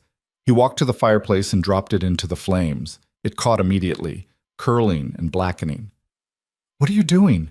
Lena said, her voice rising. Helping you let go. That was the deed transfer. They'll send another one, and when they do, you'll decide what to do with it, but you're not deciding today. He turned to face her. You've been fighting for so long, you don't know how to stop, so I'm stopping for you. Lena stared at him, and then, without meaning to, she started to cry. Cole pulled her into his arms. She fought it at first, pushing against his chest, but he didn't let go. Eventually, she stopped fighting and just broke. All the fear and exhaustion and rage she'd been carrying poured out of her in ugly, gasping sobs. He didn't tell her it was okay, didn't try to fix it, he just held her until she was empty. When she finally pulled back, her face red and swollen, he handed her a handkerchief. Better? He asked. No. She wiped her eyes. But I'm here. Good enough? The second letter came 3 weeks later. This time Lena opened it herself. It was another deed transfer, exactly like the first. She read it carefully, then set it on the table. You gonna burn this one too? She asked Cole. That's up to you. She thought about it, about the land that had almost killed her, about Daniel's dream that had turned into a nightmare, about the fact that she'd spent so much time fighting for something she didn't even want anymore. I'm gonna sell it, she said. Okay. I'll use the money to pay you back for everything you've done. Cole looked at her like she'd lost her mind. Pay me back for what? For saving me, for marrying me, for… Lena, he cut her off. I didn't do any of that for money. Then why did you do it? Because you needed help, and I had help to give. That's it? That's it. She didn't believe him, but she didn't press. Selling the land took longer than she expected. Alcott helped her navigate the paperwork, and eventually a buyer emerged, a logging company from Helena willing to pay a fair price for the timber rights. It wasn't a fortune, but it was enough. When the sale went through, Lena stood in Alcott's office, staring at the bank draft in her hands. $2,000. More money than she'd ever had at one once. What are you going to do with it? Alcott asked. I don't know yet, but she did know. She just wasn't ready to say it out loud. That night, she and Cole sat by the fire. She handed him the bank draft. What's this? He asked. Half of it. For you. I don't want it. Cole, I said I don't want it. He tried to hand it back. Too bad. She pushed it toward him. You married me. That makes this yours too.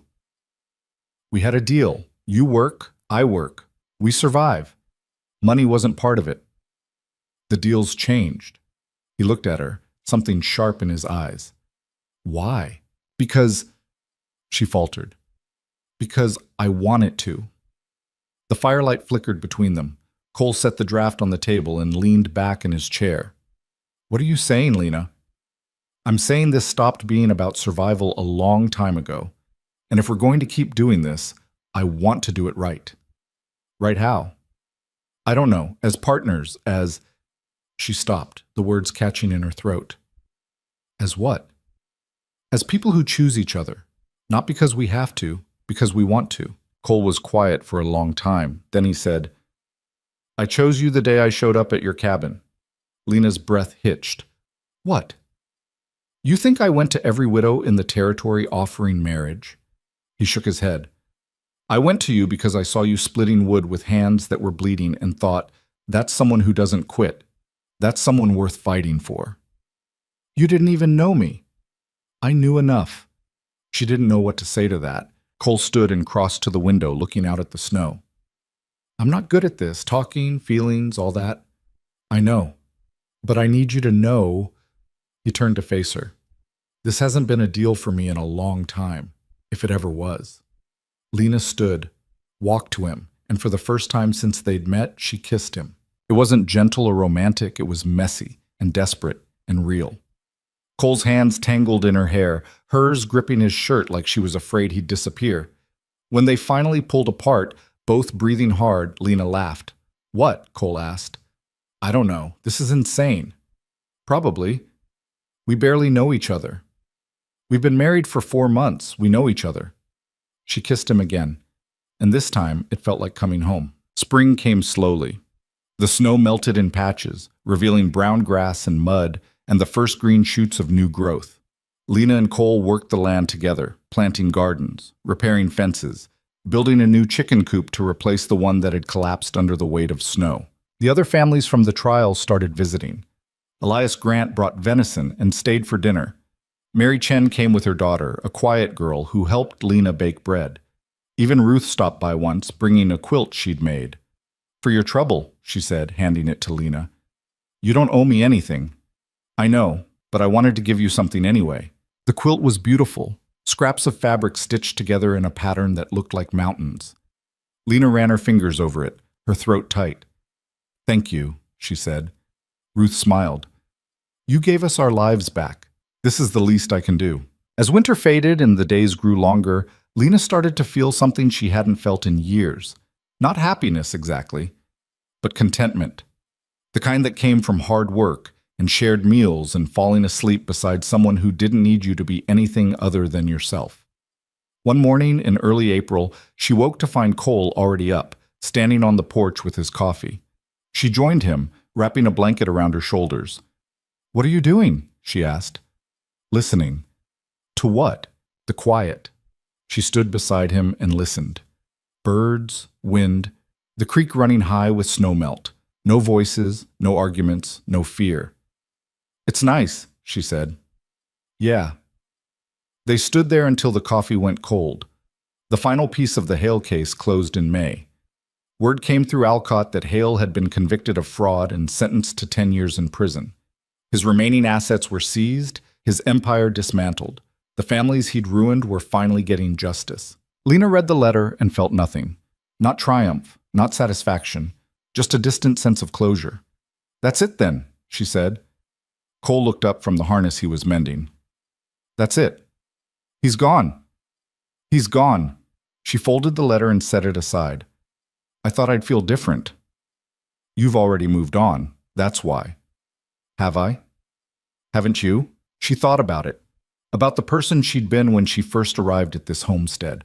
Broken, desperate, clinging to survival by her fingernails. And the person she was now, stronger, steadier, building something real. "Yeah," she said. "I guess I have."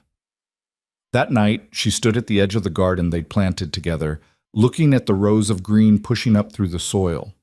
Beans, squash, potatoes. Simple things that would keep them fed through the next winter. Cole came up behind her, his hand settling on her shoulder. "You did good," he said. "We did good." "Yeah, we did." She leaned back against him, and for the first time since Daniel died, Lena felt like she was exactly where she was supposed to be. Not because of fate or destiny or some grand plan, just because she'd chosen it, and so had he. And that was enough. Summer came hard and fast, the sun burning off the last of the snow and turning the meadows green. Lena woke early most mornings now, not because she had to, but because she wanted to. There was something about watching the light creep over the mountains that made her feel like she'd earned the day ahead. Cole was usually already up, feeding the animals or checking the irrigation channels they'd dug to water the garden. They'd expanded it this year, adding another quarter-acre of beans and corn. It was more work than 2 people needed, but Lena had learned that having extra meant you could help someone else when they came up short. And people came up short more often than anyone wanted to admit. Mary Chen stopped by one afternoon in early June, her wagon rattling up the trail. She looked tired, the kind of tired that sleep didn't fix. "I need a favor," she said, not bothering with small talk. Lena set down the hoe she'd been using. "What do you need?" "Seed. I lost most of my planting to hail last month. I've got nothing to replant with, and if I don't get something in the ground soon, we won't eat this winter."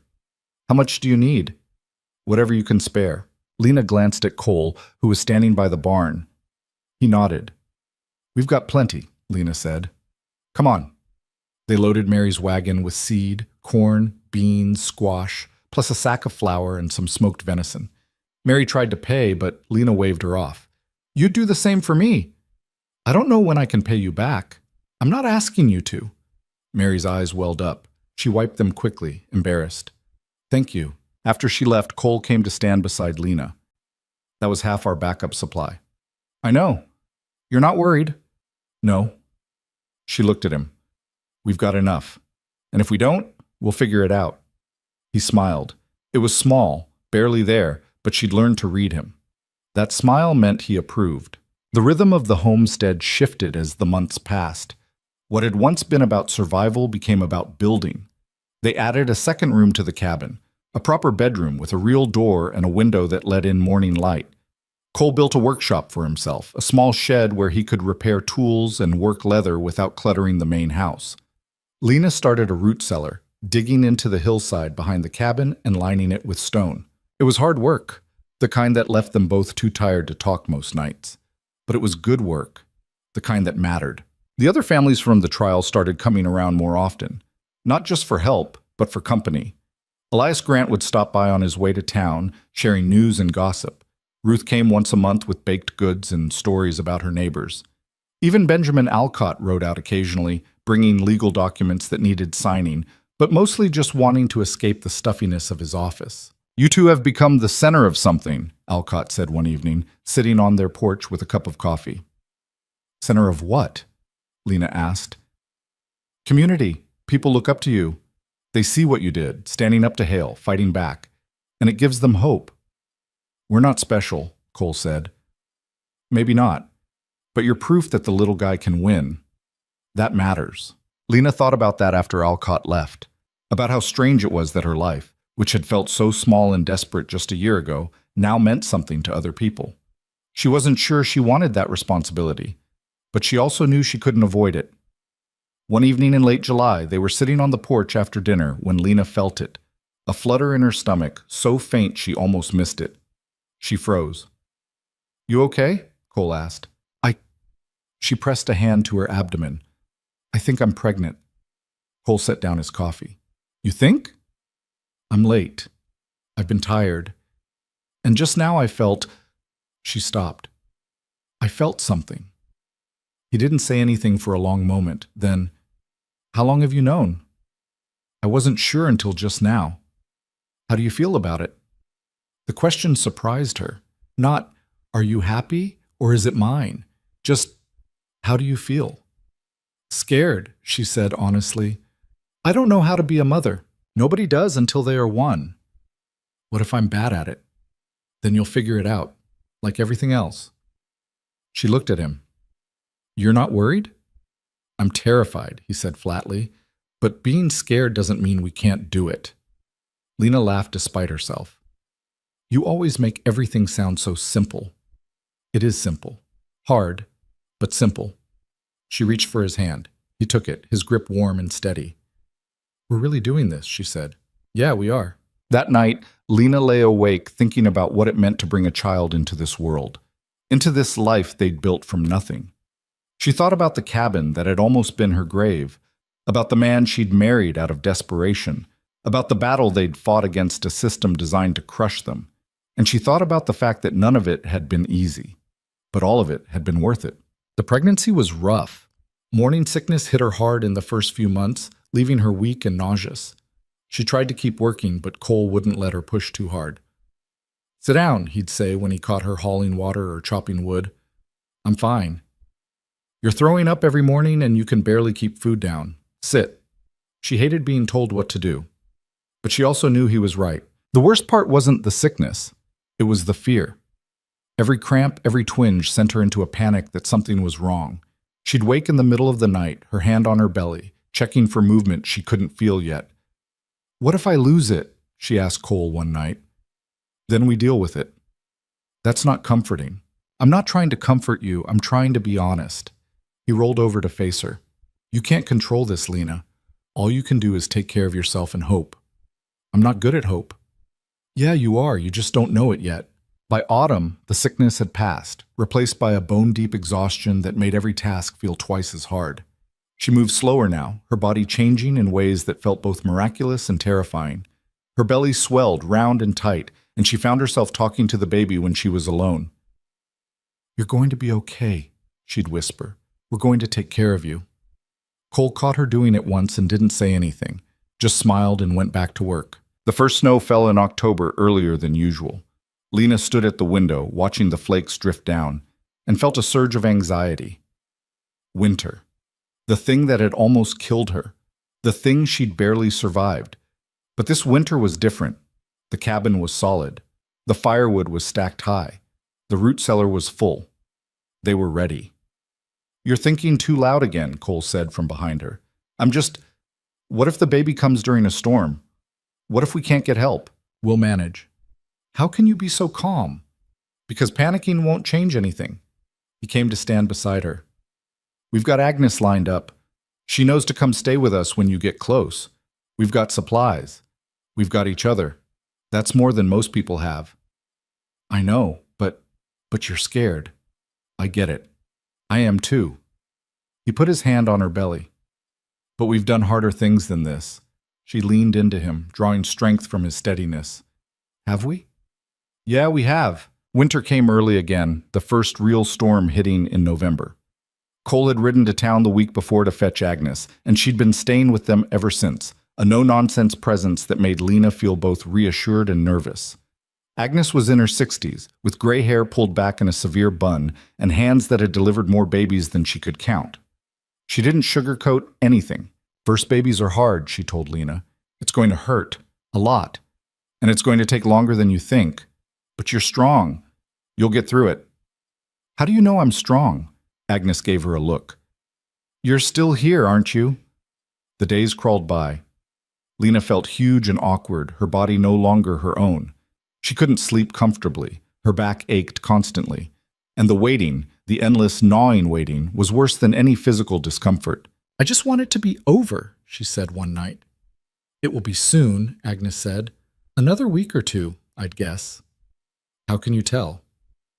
"Experience." Agnes was right. 10 days later, in the middle of a howling blizzard, Lena's water broke. It was 3 in the morning. Lena woke to a wetness between her legs and a low cramping pain in her abdomen. For a moment, she didn't understand. Then another cramp hit, stronger this time, and she knew. "Cole?" She shook his shoulder. "Cole, wake up." He was up instantly, his eyes sharp. "What's wrong?" "It's time." He didn't panic, he just moved.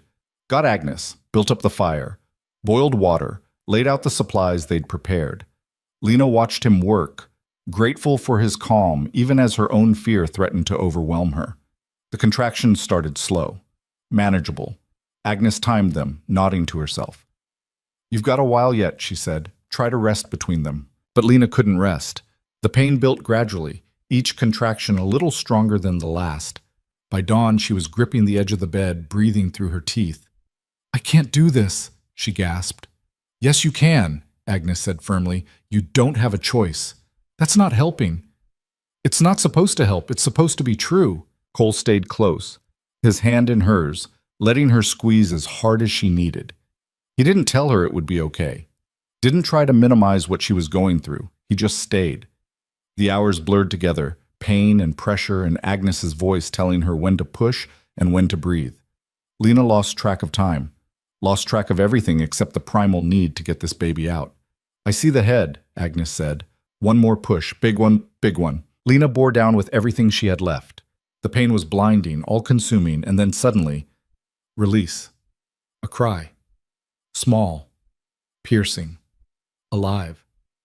"It's a girl," Agnes said, wrapping the baby in a clean cloth. She placed her in Lena's arms, and the world went still.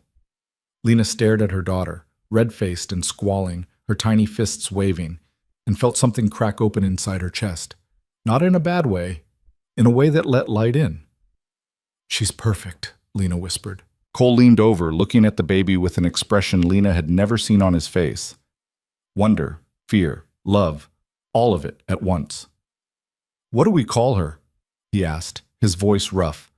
Lena thought about it, about everything they'd been through, about the battles they'd fought and the life they'd built.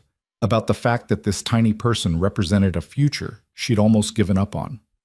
Hope, she said. Cole's eyes met hers. Hope Mercer. Yeah. He touched the baby's cheek with one rough finger. Hope turned toward it instinctively, her mouth working. She's already stubborn, he said. Lena laughed, exhausted and elated. Good. She'll need to be. Agnes cleaned up and left them alone, muttering something about needing rest. But Lena couldn't sleep.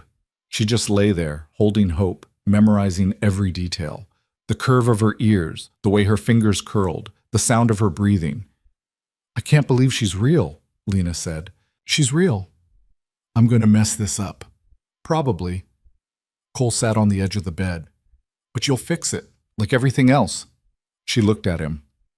You keep saying that. Because it's true. Hope started to fuss. Lena shifted her, trying to figure out what she needed. After a few attempts, the baby latched onto Nurse, and Lena felt a rush of relief so strong it brought tears to her eyes. Look at that, Cole said softly. You're already figuring it out. The weeks after Hope was born blurred together. Lena lived in a haze of sleepless nights and constant feeding. Her world narrowed to the rhythm of her daughter's needs. She was exhausted in a way she'd never been before. Not physical exhaustion, though there was plenty of that, but a bone-deep weariness that came from being responsible for something so small and fragile. Cole took over everything else, cooking, cleaning, caring for the animals. He did it without complaint, without asking for thanks. And at night, when Hope wouldn't settle, he'd walk her around the cabin, his low voice rumbling as he talked to her about nothing and everything. You're good at this, Lena said one night, watching him. At what? Being a father. He looked surprised. I'm just doing what needs doing. That's what makes you good at it. One night, Lena woke to find him standing by the cradle, watching Hope sleep. You okay? She asked. Yeah. He didn't look away from the baby. She's so small. I know.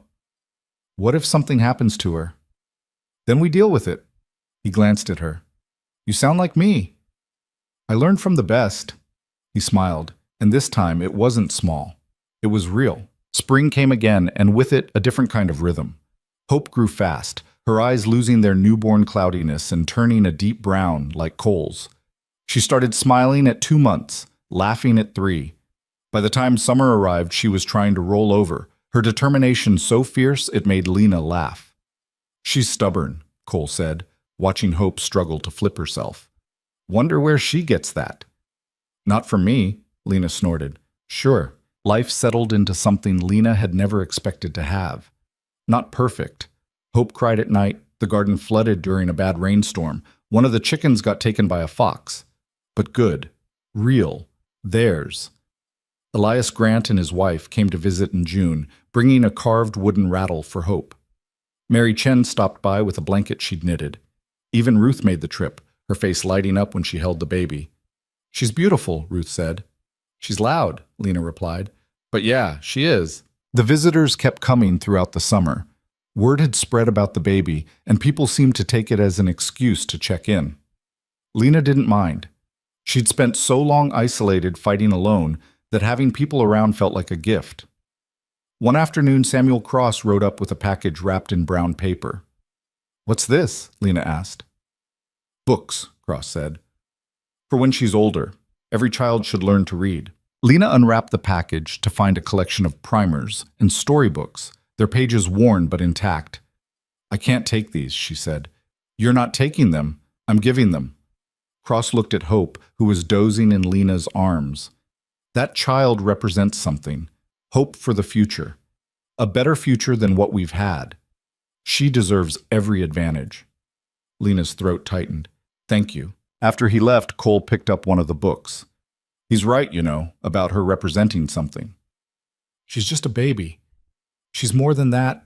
She's proof that we won, that we built something that lasts. Lena looked at Hope, at her tiny, perfect face. No pressure, kid.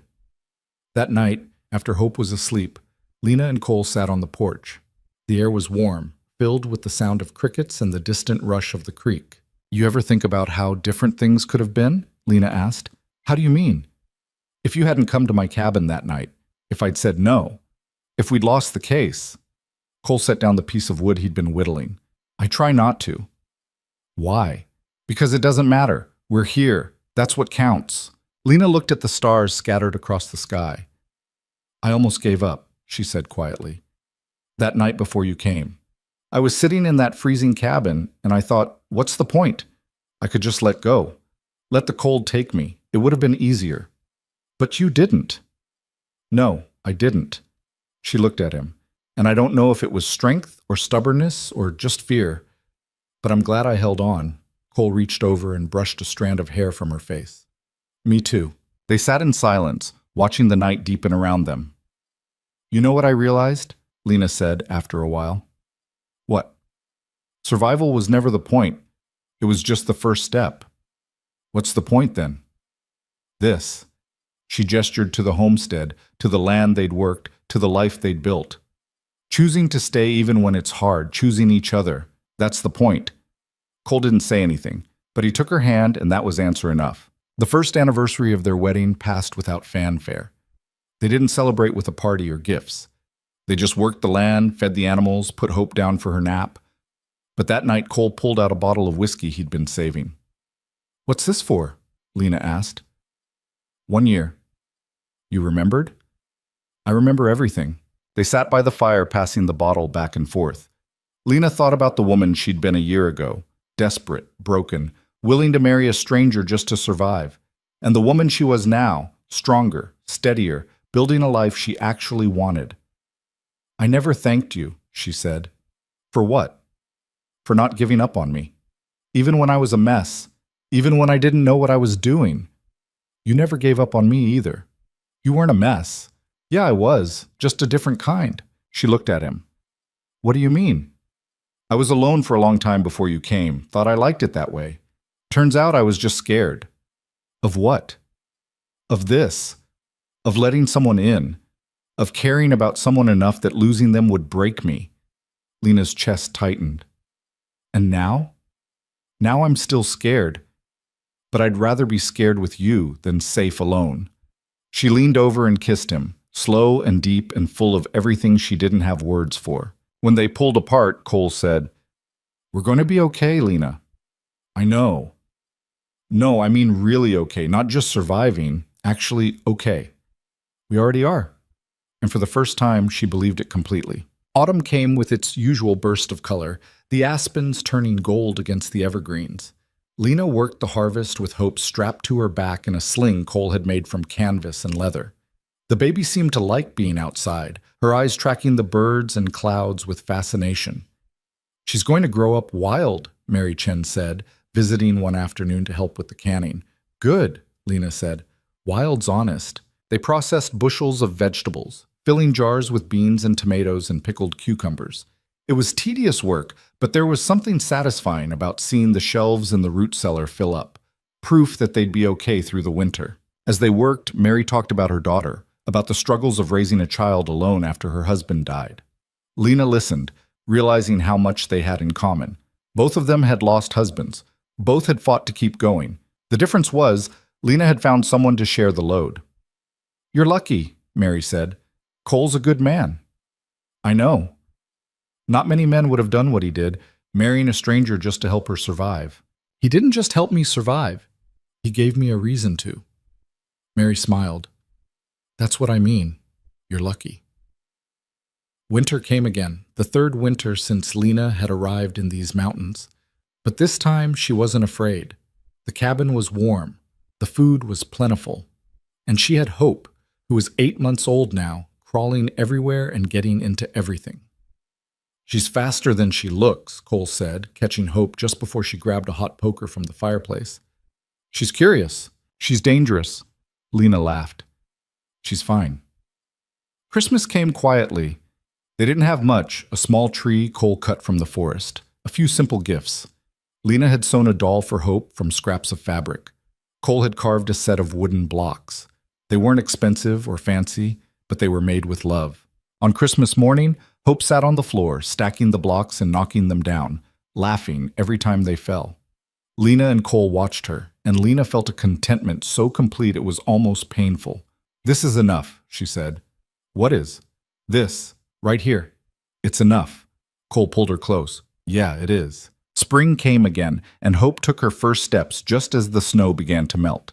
She toddled from the table to Cole's outstretched hands, wobbling but determined. When she made it, she clapped for herself, and both Lena and Cole burst out laughing. She's proud of herself, Lena said. She should be. As the months passed, Hope grew into a force of nature. She was fearless, climbing on everything, exploring every corner of the homestead. She talked early, full sentences by the time she was 2, her vocabulary a mix of Lena's directness and Cole's dry observations. "Chickens are dumb," she announced one day. "Who told you that?" Lena asked. "Papa." Lena glared at Cole, who shrugged. "They are." By the time Hope turned 3, she was helping with small tasks, feeding the chickens, gathering eggs, pulling weeds in the garden. She took to the work naturally, never complaining, always asking what came next. "She's got your work ethic," Cole said one evening. "And your stubbornness," Lena replied. Poor kid. But there was no pity in his voice, only pride. 2 years after Hope was born, Lena stood at the edge of the garden, watching her daughter toddle through the rows of corn. She was 3 now, talking in full sentences, her personality as big as the mountains around them. She had Cole's stubbornness and Lena's fire, a combination that was equal parts exhausting and wonderful. "Mama, look!" Hope held up a tomato, her face smeared with dirt. "I see it, baby. Good job." Hope beamed and went back to picking, singing to herself in a language only she understood. Cole came up behind Lena, his hand settling on her shoulder. "She's going to eat half the garden before we get to harvest." "Probably." "You okay with that?" "Yeah, I am." They stood there, watching their daughter play, and Lena thought about everything it had taken to get here. The loss, the fear, the battles fought and won, the choice to keep going even when giving up seemed easier. She thought about Daniel sometimes. Not with anger or grief anymore, just a quiet acknowledgement of what had been. He'd wanted to build something in these mountains. He'd failed. But in failing, he'd given her the chance to try again, to do it right this time. She'd forgiven him for the debt, for the lies, for leaving her alone, because without all of that, she wouldn't be here. And here was exactly where she belonged. "I'm glad it was you," she said suddenly. Cole glanced at her. "What?" "That night, at my cabin. I'm glad it was you who showed up." "Me too." Hope ran over, holding out the tomato. "Can I eat it?" "After we wash it," Lena said. "Okay." Hope ran toward the cabin, her legs pumping, dirt flying from her bare feet. Cole and Lena followed at a slower pace. As they walked, Lena looked at the homestead, the cabin they'd expanded, the barn they'd repaired, the land they'd worked until it gave back. It wasn't perfect. The roof still leaked in one corner, the fence needed mending. There was always more work than time. But it was theirs, and it was enough. That night, after Hope was asleep, Lena and Cole sat on the porch. The stars were out, bright and endless, the air cool but not cold. "You ever miss the old life?" Lena asked. "Before all this?" Cole thought about it. "No. You?" "No. Not even a little?" "Not even a little." He looked at her. "What changed?" "I stopped trying to survive and started trying to live. There's a difference." "What's the difference?" "Survival is about getting through the day. Living is about making the day count." She paused. "We spent so long just trying not to die, and then one day I woke up and realized I wasn't just breathing anymore. I was actually alive." Cole nodded slowly.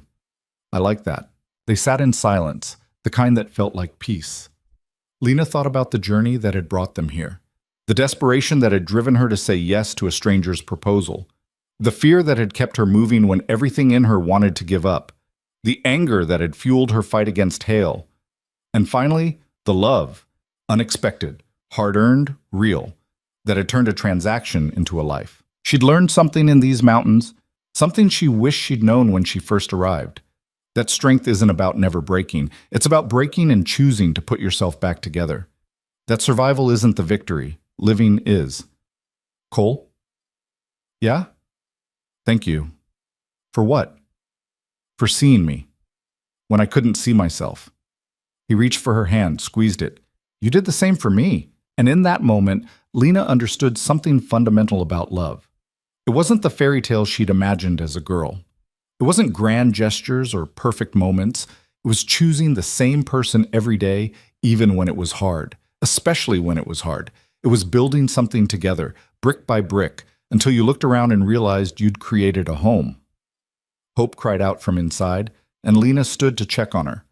But before she went in, she looked back at Cole one more time. He was still sitting there, his face turned toward the mountains, solid and steady as the land beneath them.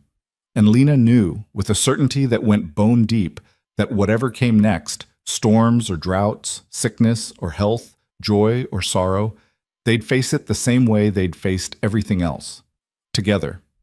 Not because they had to, because they chose to. And in the end, that choice was the only thing that mattered, not the circumstances that brought them together, not the battles they'd won or the enemies they'd defeated, just the daily decision to show up for each other, to keep building, to keep trying. That was the real victory. She went inside to comfort Hope, lifting her daughter from the cradle and holding her close. The baby settled immediately, her small body relaxing against Lena's chest. Lena carried her to the window, looking out at the mountains silhouetted against the stars. "You're going to grow up here," she whispered to Hope. "On this land we fought for, in this home we built. And when you're old enough to understand, I'm going to tell you the truth, that life is hard, that people will try to take from you, that the world isn't fair." She kissed Hope's forehead. "But I'm also going to tell you that you're stronger than you think, that giving up is easy and fighting is hard, but fighting is always worth it, that you get to choose who you are and who you love and what kind of life you build." Hope yawned, her eyes drifting closed. "And most importantly," Lena continued, "I'm going to tell you that you come from people who didn't quit, who looked at impossible odds and said, 'Not today,' who turned survival into living." She carried Hope back to the cradle, laying her down gently. The baby sighed and curled onto her side, already asleep. Lena stood there for a moment, watching her daughter breathe, feeling the weight of everything they'd overcome, and everything that lay ahead. It was a good weight, the weight of responsibility, of purpose, of love. When she returned to the porch, Cole was waiting. "She okay?" he asked. "She's perfect." They sat together in the darkness, and Lena felt a peace she'd never known before. Not the absence of struggle, but the presence of meaning, the knowledge that every hard thing they'd endured had led them here, to this porch, this life, this moment. "We did it," she said quietly. "Did what?" "We won." She looked at him. "Not just against hail, against everything that tried to break us. We won." He smiled. "Yeah, we did." And as the night deepened around them, Lena realized that this was what victory looked like. Not a courtroom decision or a stack of returned deeds. Not wealth or fame or recognition. Just two people who'd chosen each other in the darkness and built something real in the light. Just a family, a home, a life worth living. That was enough. That was everything.